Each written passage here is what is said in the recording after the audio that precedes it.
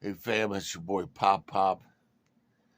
This is my second attempt to do this video. I've never had any video that I've ever made been fought so profoundly as this one. And I try and do honor to these three men among many who passed away during my generation's day of infamy, which was December 7th, 1941, on a Sunday morning at about 8:30 in the morning,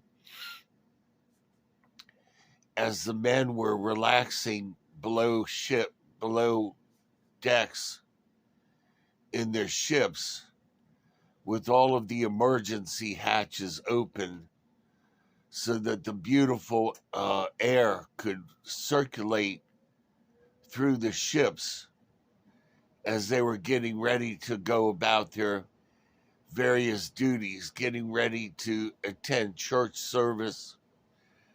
The band was getting ready to strike up the Star-Spangled Banner.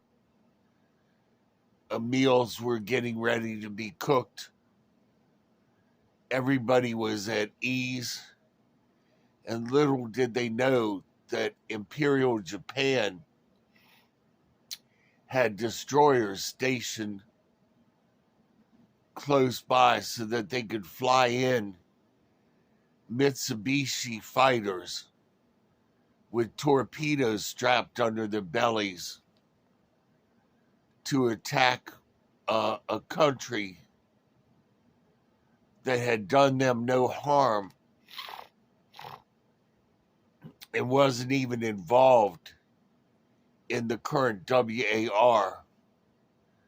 The reason they did that was that Imperial Japan was going for a land grab against the Dragon Country, and America had put sanctions against Japan, which is a country of very little natural resources in and of themselves.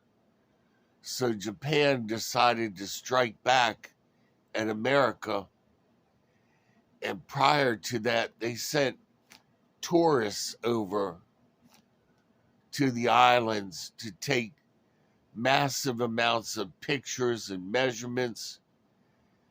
They took the depth of the water in the harbor so that they could figure out the best plan of attack. I might go into that later, I might not. But three men in particular, Clifford Olds, Ronald Endicott, and Buddy Costin, were aboard the USS West Virginia when the attack happened. And the ship was brutalized so badly during the attack that it rolled over and it trapped these men in a storage room. And they were trapped underwater for 16 days.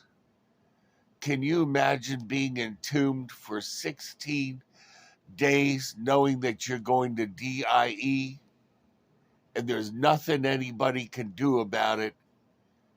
The Navy Department tried to have torches cut into the ships. They found out that all that would do would KILL the men from suffocation and from drowning and from explosive gases that were inside the ships that were capsized. And so night after night, these men trapped in these ships would take pipes and wrenches and bang on the inside of the ships to let the guards outside know that they were still alive and they were hoping for rescue. But rescue wasn't possible because of what I just said. And night after night, the guards walked among the harbor, listening to the bangs get quieter and quieter as the men suffocated and drowned slowly below decks on these ships that were turned upside down. As I recall, it was about 7 or 8 ships, and the Navy Department had to decide what to do because they needed to refloat the ships, and they refloated all but 2 of them, I believe, from memory. You know, being the better part of a century old, I'm going from memory because every time I try and use the internet to look it up, it's blocked by commercials and spam and everything else. But these 3 men need to be honored. They need to be remembered. And the shock to my generation was that Barack Obama went over to Japan to apologize for WW2. But see, what they're not teaching you in school was that the Japanese took POWs and they marched them to DEATH. They sleep deprived them. They dipped them into ice water to see how long they would last. They beheaded some of them. And worst of all, the worst thing of all, they performed operations on some of the men while they were still alive, cut them open and took out body parts, did vivisection on them just like they were frogs. Just like they were frogs at a high school being taken apart in a lab. Horrific. They did everything to these prisoners, to these men, that the Germans did to the JEWS during WW2. You're not going to be told any of this. But in my generation, this was my generation's day of infamy, when our country was betrayed, when we were sucker punched by Japan for various reasons.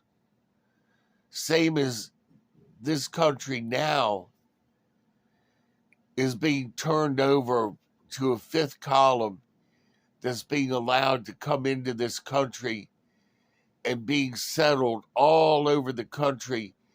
If you go to Monkey Works' latest video, it will show you the drops that our own government is doing with these people that are being brought in for your day of infamy that's coming up, young people. It hasn't happened yet, but we have an administration that has figured out in their mind that it's just better to hand this country over to a third party, that you can't vote in and out of office. You can't do anything about it as far as your rights, your civil rights being represented. And they have you under the illusion that you can march, you can go and march and hold signs up and blow your whistles, and it's going to make a difference. When the day comes and they spring the trap on you, they are not going to care that you are outside blowing whistles and holding up cardboard signs. I'm so sorry for your generation that you can't see what's coming.